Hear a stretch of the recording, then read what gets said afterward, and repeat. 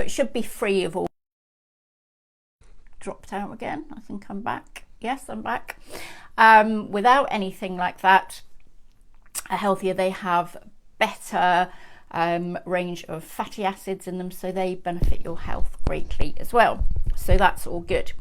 That said, I wouldn't be going all out to find organic if it's ridiculously expensive, because sometimes it can be very, very expensive. Sometimes it's very hard to come by. So the main thing is that you're eating fresh, a nice fresh big range of different kinds of fruits and vegetables, whether or not they're organic. If you can get organic, it's more like an added bonus. It's going to be, you know, a lot better for your health. It's also going to be a lot better for the environment as well, because these plants are generally grown with, you know, things like manure, which is better for the soil, much better for the environment, and much better for you as well.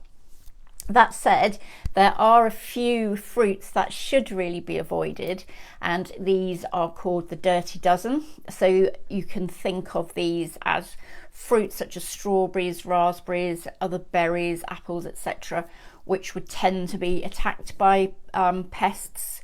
So in order for them to be protected adequately, they have to be sprayed an awful lot. So those kinds of foods do tend to be very, you know, highly sprayed. So those are really best avoided. Anything, you know, with a thin skin or leafy vegetables, that kind of thing, tend to be worse for you if you can't find organic versions of them. So that's the kind of lowdown on it. That's a few of the benefits and so on.